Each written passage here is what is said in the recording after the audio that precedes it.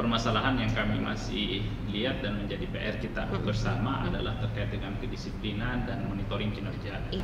Jadi kalau misalnya ada pegawai yang mau berkonsultasi terkait dengan layanan pembangunan keluarga atau layanan terkait dengan keluarga berencana dan kesehatan reproduksi, bisa memanfaatkan fitur ini dan langsung berkomunikasi dengan ketua tim kerjanya. Akan ada pengembangan, ada tambahan-tambahan fitur atau dikonekkan dengan apa sehingga jauh lebih mempermudah pegawai di dalam memanfaatkannya. Apakah misalnya itu sudah berbasis Android kah? Untuk sementara ini kan hanya berbasis website, jadi kita harus buka menggunakan mesin pencari atau apa dan lain sebagainya. Assalamualaikum warahmatullahi wabarakatuh. Selamat datang di podcast Teman Lembur. Saya Widya dari Media Center Perwakilan BKKBN Provinsi Sulawesi Selatan. Saya temani Ki Lembur, kita temani Kak Lembur.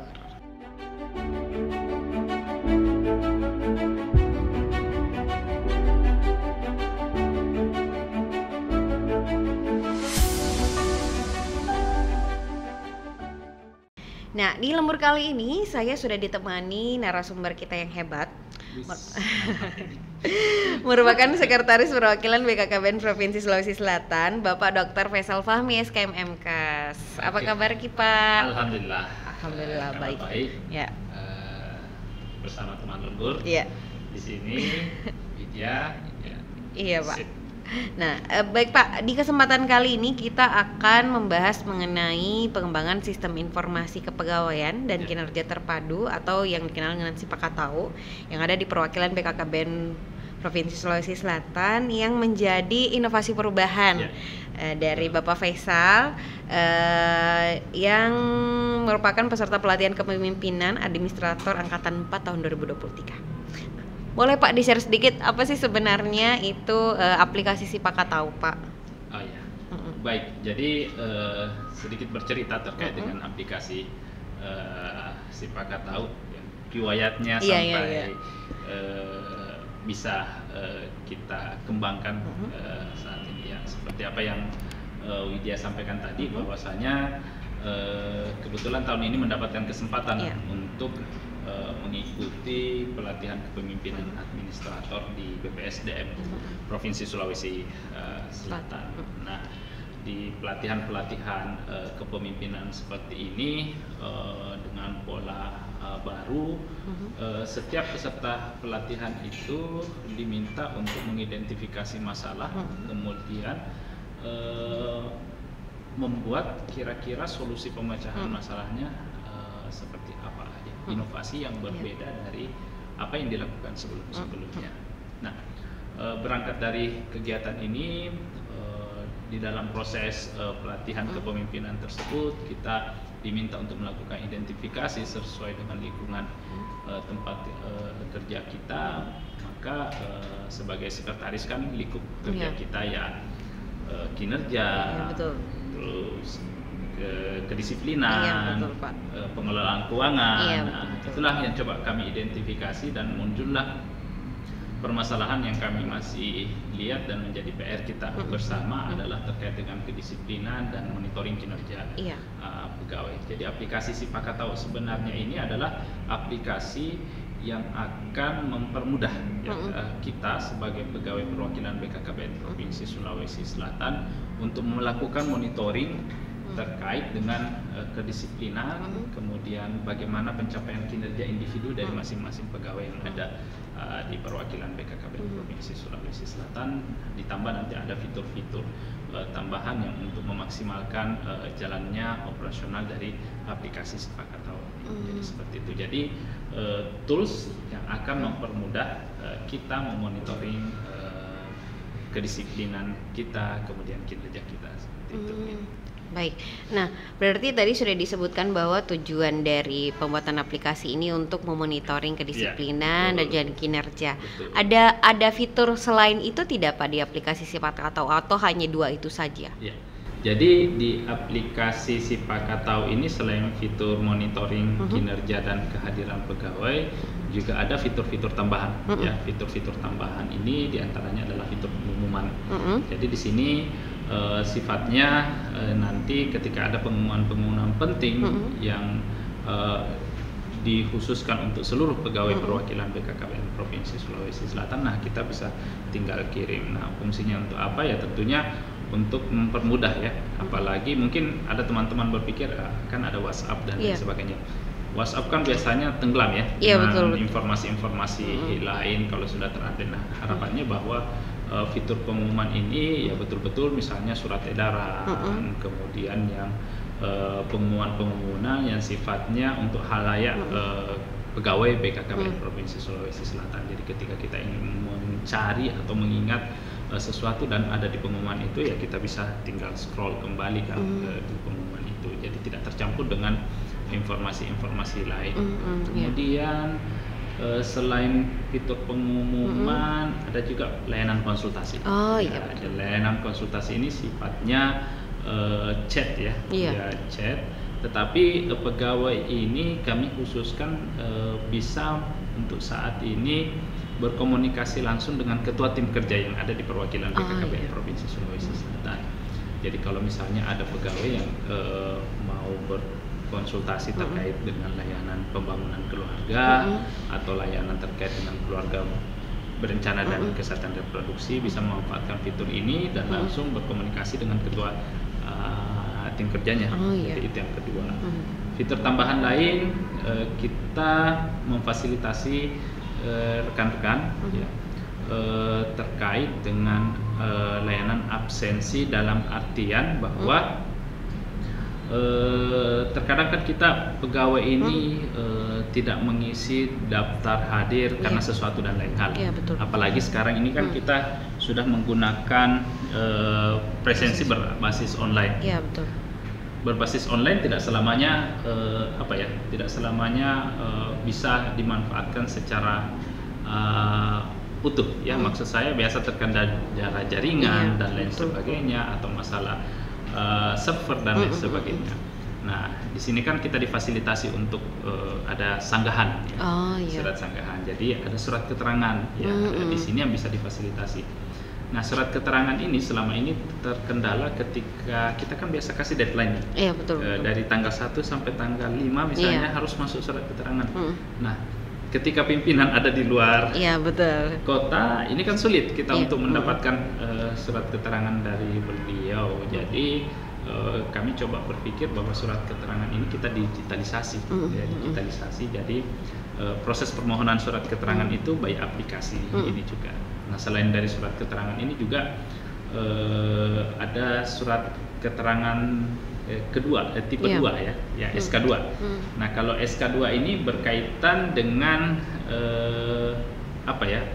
keterangan bahwa ada pegawai yang daftar hadirnya pagi dengan sorenya lengkap, tetapi di hari itu dia tidak tahu kemana. Jadi ibaratnya hadirnya lengkap, tapi kinerjanya dipertanyakan. Ini bisa dimanfaatkan oleh atasan langsung sebagai bentuk laporan kemudian SDM, dan untuk selanjutnya diproses dalam hal pemotongan tunjangan kinerjanya. Ibaratnya sudah, kalau ini betul-betul bisa berjalan, sudah tidak ada lagi yang saling iri ya.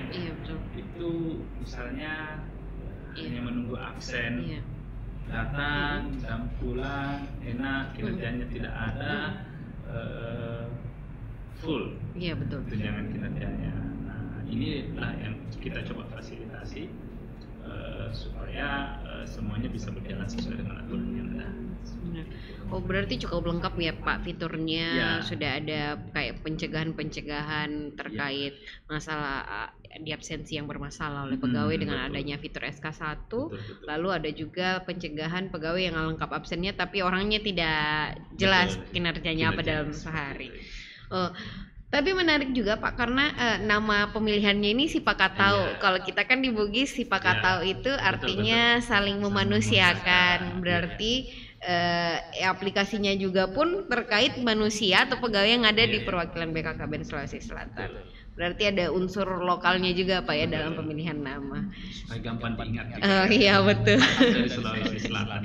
Iya betul. Nah, lalu Pak bagaimana proses pembuatan aplikasi? Kan pasti ada beberapa tahapan yang dilewati sehingga aplikasi Sipakatau ini bisa digunakan seperti sekarang ini. Nah, bagaimana prosesnya Pak? Ya. Jadi kalau kita berbicara mengenai proses pembuatan aplikasi ini, jadi ada beberapa tahapan proses kerja yang kami lakukan. Kalau tidak salah ada sekitar 7 proses tahapan-tahapan yang kami lakukan. Jadi yang pertama itu tentunya kita harus mendapatkan dukungan dari stakeholder internal. Ya, bahwasanya kita harus memperoleh support ya dari lingkungan kantor kita terlebih dahulu, ya bahwa kita akan mengembangkan aplikasi dan mohon dukungannya. Ya, jadi kepada ketua tim kerja, kepada Bapak Kepala Perwakilan, dan yang paling penting tentunya adalah pengembang aplikasi itu sendiri. Nah, setelah mendapatkan dukungan dari stakeholder internal maupun eksternal, langkah selanjutnya adalah bagaimana membentuk tim kerja efektif. Ya, tim kerja efektif ini adalah tim yang nantinya akan mensupport ya di dalam proses pentahapan pelaksanaan kegiatan. Ya, jadi ada yang bertugas sebagai mungkin untuk pendokumentasian, ada yang administratif, terus ada yang bagian teknologi pengembangan, dan ada yang memikirkan seperti apa ke depan pengembangan teknologi ini. Nah, setelah tim efektif ini terbentuk, di SK-kan, kemudian kita penyamaan persepsi, maka langkah selanjutnya kita sudah mulai bekerja. Kita sudah mengumpulkan instrumen-instrumen, aturan-aturan ya, karena walaupun ini dalam bentuk aplikasi, tetapi tentu aplikasi yang kita buat ini harus seiring sejalan dengan aturan yang ada. Ya, itu yang paling penting.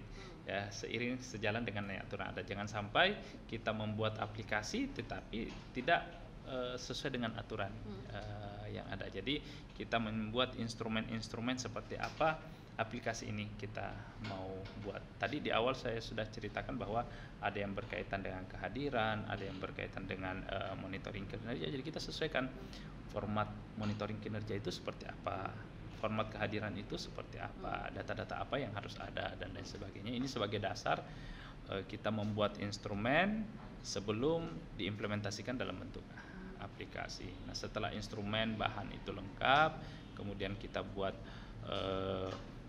polanya ya. Setelah itu dicoba dikembangkan ya, bekerja sama dengan pihak pengembang. Nah, di dalam proses pengembangan ini pengalaman yang kami lakukan ini berkali-kali ya, karena terkadang sudah kita anggap sempurna, pada saat beberapa tahapan uji coba kok masih ada yang kurang, ada yang terbalik ini dan lain sebagainya. Jadi memang membutuhkan waktu proses lama di proses pengembangan ini, sekitar 3-4 minggu sampai matang. Setelah itu kita lakukan uji coba, kemudian menunjuk admin yang akan mengoperasionalisasikan, kemudian menunjuk pengelola yang ada di masing-masing komponen sebagai perpanjangan tangan nanti ketika ada masalah-masalah, nanti mereka yang akan menghandle, dan setelah itu disosialisasikan kepada seluruh rekan-rekan pegawai yang ada di kantor perwakilan, dan untuk selanjutnya diimplementasikan seperti itu. Jadi lumayan agak panjang prosesnya ya, seperti itu. Berarti banyak juga pihak yang terlibat, bukan hanya dari internal BKKBN tapi dari eksternal yang pengembang itu Pak ya. Betul. Dalam pembuatan aplikasinya. Betul. Nah, bagaimana dengan pemanfaatan aplikasi Sipakatau ini sendiri Pak? Apakah kan ini lebih ke internal pegawai yang menggunakan? Apakah dari luar BKKBN juga bisa mendapat manfaat dari aplikasi Sipakatau, atau hanya dari internal BKKBN saja, atau sejauh mana penggunaan aplikasi Sipakatau ini di perwakilan BKKBN Sulawesi Selatan? Ya. Jadi kalau kita berbicara terkait dengan manfaat aplikasi Sipakatau ini, bagaimana dengan masyarakat yang ada di luar BKKBN? akan merasakan manfaatnya tetapi secara tidak langsung ya. Kami berharap bahwa dengan adanya aplikasi monitoring kinerja dan kedisiplinan pegawai ini paling tidak membuat teman-teman pegawai yang ada di kantor perwakilan BKKBN Provinsi Sulawesi Selatan ini memiliki kinerja yang semakin membaik ya, semakin membaik. Nah, ketika kinerja pegawai ini semakin baik, otomatis kan dampaknya kepada kinerja organisasi. Ya, betul. Ketika kinerja organisasi semakin baik, berarti otomatis layanan yang kita berikan kepada masyarakat itu pula akan semakin baik. Jadi terkait dengan layanan, misalnya kalau yang berkenaan langsung ini kan dengan masyarakat, layanan keluarga berencana apa dan lain sebagainya, penyuluhan kepada masyarakat ini akan semakin baik, sehingga secara tidak langsung ini bisa dirasakan manfaatnya oleh masyarakat yang ada di sekitar kita ya sebagai pegawai. Berarti boleh dibilang walaupun penggunaannya di internal, tapi efeknya juga bisa dirasakan oleh di luar dari BKKBN. Itu yang kami harapkan dengan adanya aplikasi ini, perbaikan kinerja, perbaikan kinerja individu terlebih dahulu karena semakin terukur, kemudian perbaikan kinerja organisasi seperti itu. Baik Pak. Nah, bagaimana dengan penggunaan aplikasi Sipakato ini sendiri Pak? Apakah memang sudah secara full digunakan oleh semua pegawai di perwakilan BKKBN atau seperti apa Pak? Atau karena ini merupakan inovasi perubahan, apakah masih dalam tahap implementasi, uji coba atau bagaimana? Ya. Jadi di dalam proses inovasi ini kami membaginya dalam 3 tujuan. Jangka pendek, kemudian jangka menengah, dan jangka panjang. Nah, jangka pendek ini kami harus selesaikan dalam 2 bulan. 2 bulan implementasi. Nah, di dalam 2 bulan ini kami menargetkan bahwa aplikasi sudah siap untuk digunakan dan dimanfaatkan oleh pegawai yang ada di kantor. Kita tahu kan pegawai yang ada di perwakilan BKKBN Provinsi Sulawesi Selatan kan kurang lebih 1.000 lebih ya. Sekitar 65 ada di kantor perwakilan, selebihnya itu tersebar di 24 kabupaten kota. Cita-cita kami bahwa aplikasi ini bisa digunakan untuk seluruh pegawai yang 1.000 ini, tetapi secara bertahap. Jangka pendeknya untuk pegawai yang ada di kantor perwakilan dulu, kemudian 6 bulan berikutnya diimplementasikan untuk mungkin 12 kabupaten kota. Setelah itu jangka panjangnya sudah diimplementasikan di 24 kabupaten kota. Harapannya tidak hanya sebagai monitoring sebenarnya, bahwasanya dengan adanya aplikasi ini ada tools yang bisa digunakan oleh pimpinan untuk pemberian reward and punishment kepada pegawai. Karena kenapa?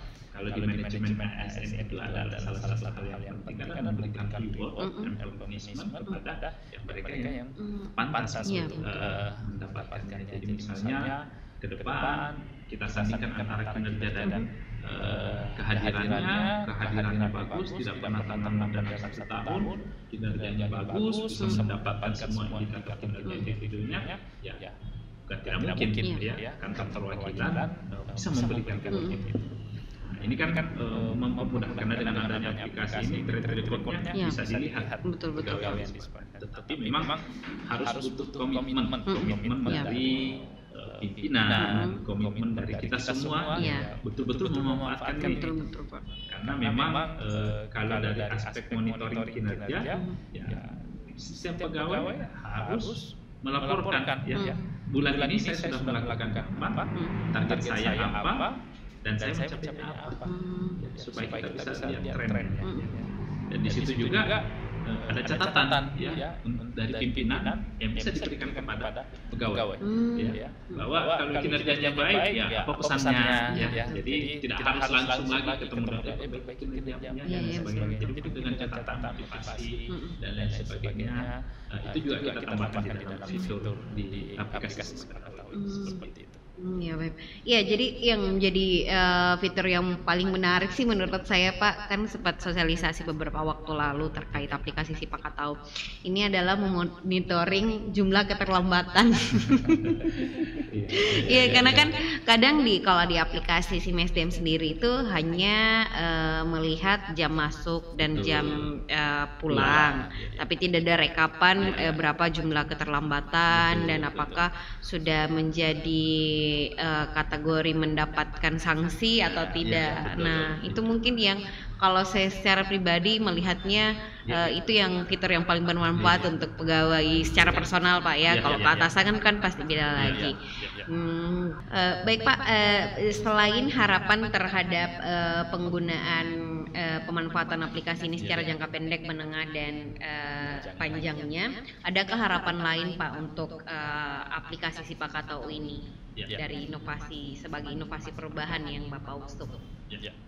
Jadi inovasi yang baik dari hasil sebuah proses LATBIM itu harapan kami sebagai peserta pelatihan itu ini bisa lestari, ya, bisa dimanfaatkan secara terus-menerus, ya. Tidak hanya sampai ketika saya sudah ujian seminar misalnya itu sudah selesai, ya, tidak diperhatikan lagi ini aplikasi.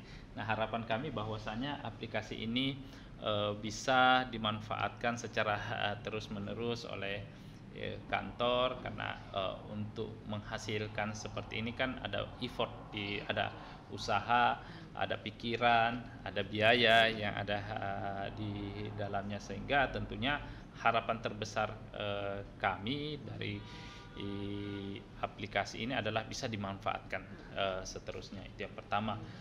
Tentunya di dalam proses pengembangan aplikasi ini kan masih basic, ya. Iya. Terkadang ketika kita menggunakan aplikasi kita baru sadar, oh, bagusnya ini aplikasi seperti ini.